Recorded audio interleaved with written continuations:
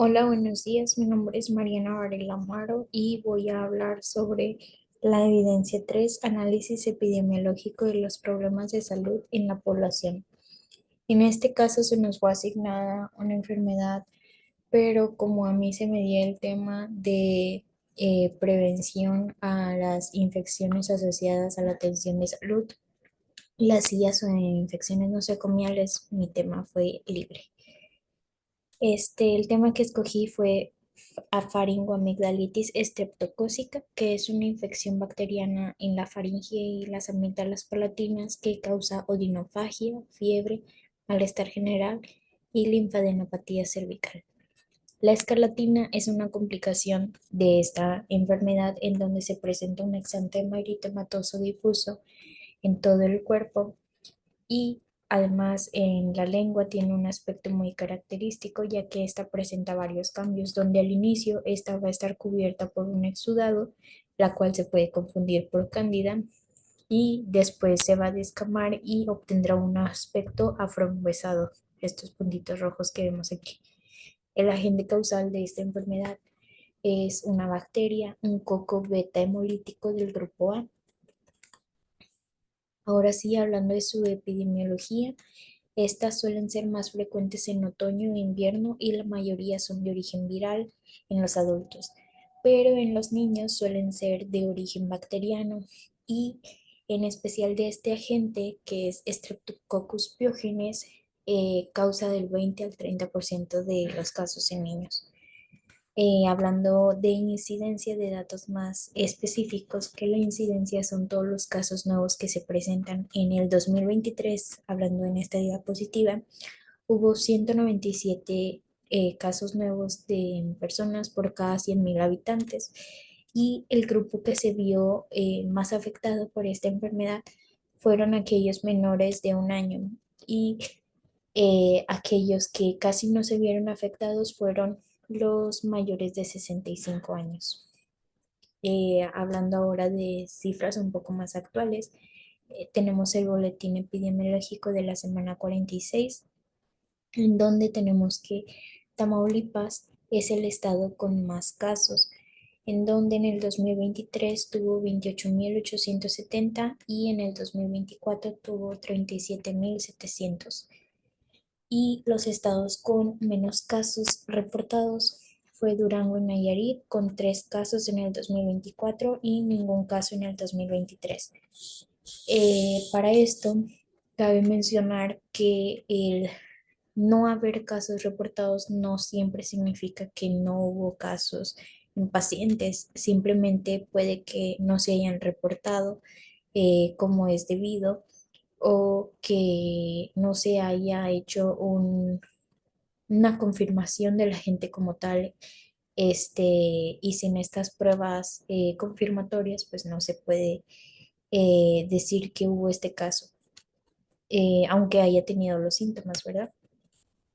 Después tenemos la prevalencia, que la prevalencia nos habla de todos los casos en total que existen hasta el momento de una enfermedad. Contando los nuevos y los viejos, pero como esta es una enfermedad que dura muy poco tiempo, no se puede tomar estos datos como tal, más aparte tomando en cuenta que es de notificación semanal y esta puede durar de 2 a 5 días. Entonces, pues muchas de las personas que tenían esta enfermedad al momento de la notificación, pues ya no la tienen actualmente. Entonces, pues por eso es un poco difícil tener datos sobre la prevalencia de esta enfermedad. Y hablando de mortalidad y letalidad, son dos términos muy parecidos pero diferentes. Mortalidad, hablamos de todos los casos de defunción de una región eh, hasta el momento de un país en general. Y la letalidad nos habla de una causa específica de muerte,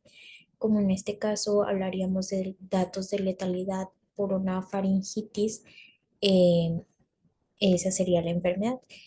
Pero la faringoamigdalitis estreptocócica no es mortal, aunque si esta no es tratada como se debe, Esta nos puede ocasionar ciertas complicaciones como el síndrome de shock tóxico estreptocócico, fiebre reumática y glomerulonefritis aguda.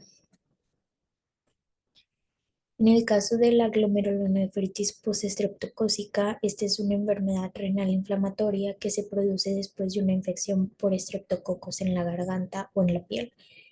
Y se estima que entre el 5 y el 10% de los pacientes con faringitis estreptocócica desarrollan esta complicación, con una cifra de 470.000 casos al año en el mundo.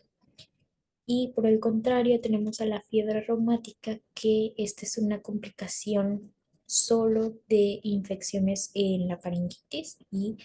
en la glomerulonefritis tenemos que podría ser infección ya sea en la garganta o en la piel. Y esta es una reacción inflamatoria autoinmune que se desarrolla en menos del 3% de los pacientes. Como vemos, son complicaciones muy poco probables, pero pues sí pueden llegar a afectar gravemente la vida del paciente. Ahora, los factores de riesgo de adquirir esta enfermedad es el tabaquismo, la exposición al humo y tabaco, contactos con pacientes con faringoamigdalitis o portadores asintomáticos, antecedente de haber padecido reflujo gástrico e inmunodepresión. Y como medidas de prevención y control, tenemos la utilización de cubrebocas para disminuir los casos de diseminación a otras personas y evitar la exposición a cambios bruscos de temperatura. De igual forma, al ser una enfermedad común en la población, todos los casos de faringoamigdalitis de repetición deben ser valorados y es necesario revisar a los contactos del enfermo en busca de portadores. Esto más que nada, pues como es una infección bacteriana, pues no queremos darle tanto antibiótico al paciente,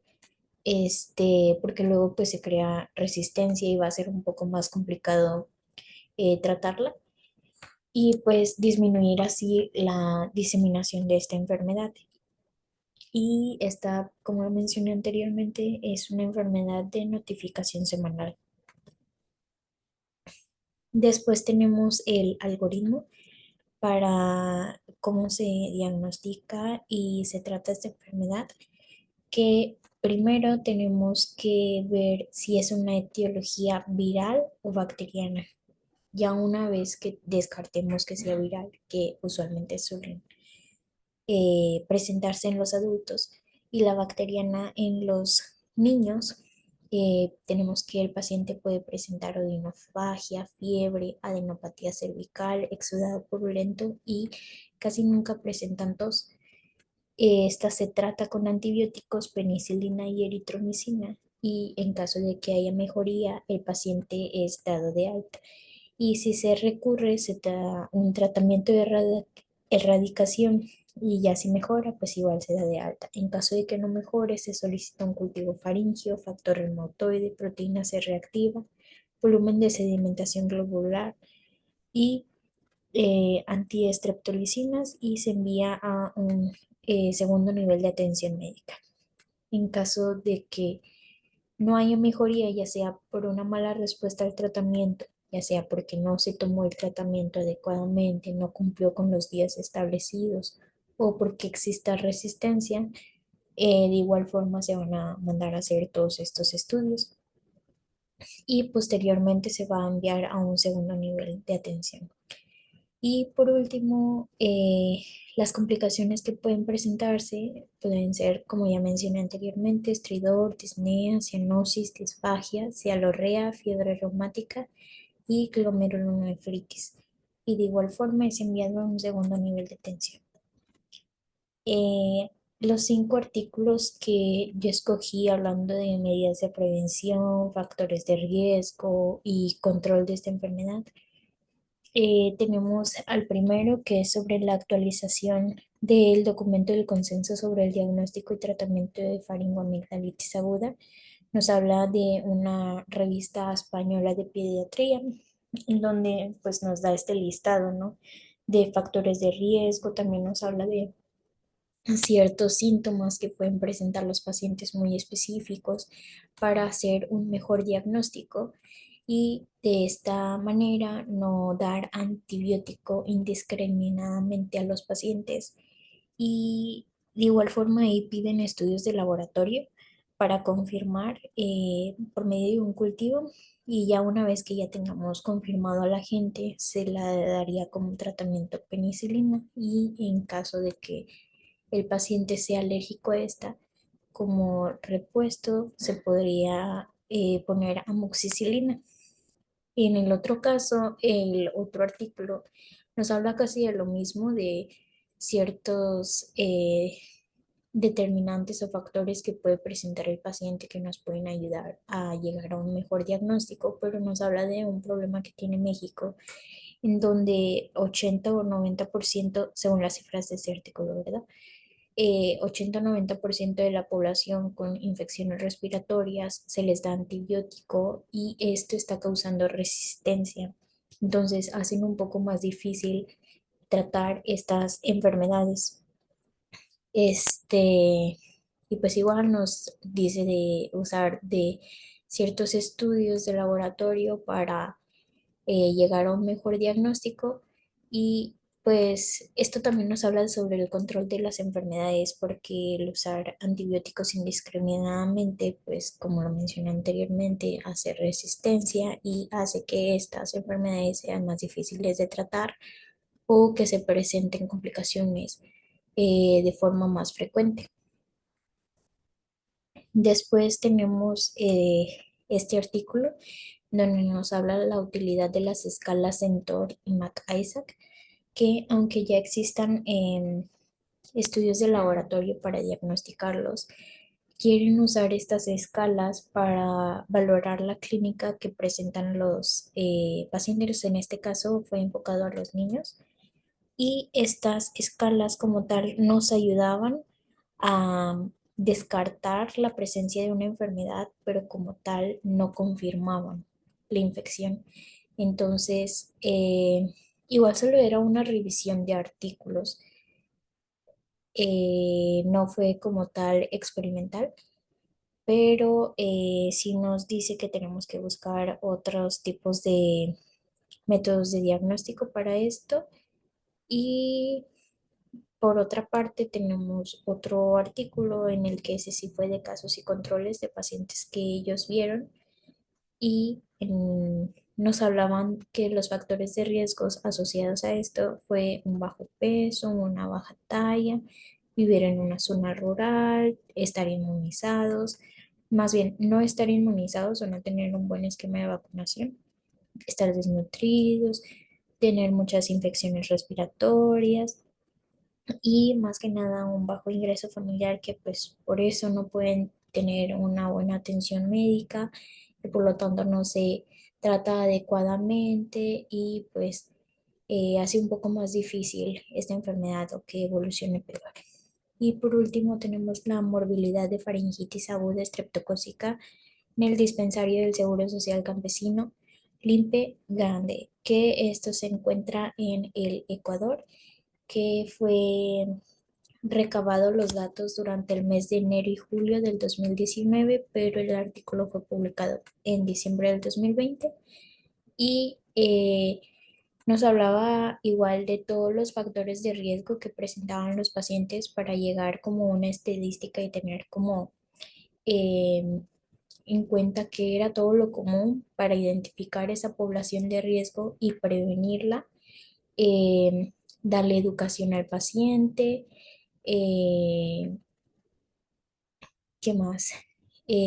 Darle tratamiento, y a todos los pacientes que fueron vistos en este artículo se les dio antibiótico, pero tenían confirmado un cultivo positivo. Digo, sé que tarda el cultivo en aparecer y así, pero ahí sí como que tenían muy controlado su uso de antibióticos. Y pues más que nada fue eso, la recabación de artículos, y usando también las guías de práctica clínica de México para valorar todos los factores de riesgo, las formas de prevención y controles de las enfermedades que, siendo esto una infección bacteriana, hacen mucho énfasis en el uso de antibióticos, ya que actualmente es un problema al que nos estamos enfrentando porque se usa de manera indiscriminada y eso causa resistencia y al generar resistencia pues está haciendo más difícil tratar estas enfermedades y están evolucionando a formas un poco más crónicas cuando no deberían y debería de controlarse en una cuestión de días. Y ya sería todo de mi parte. Muchas gracias.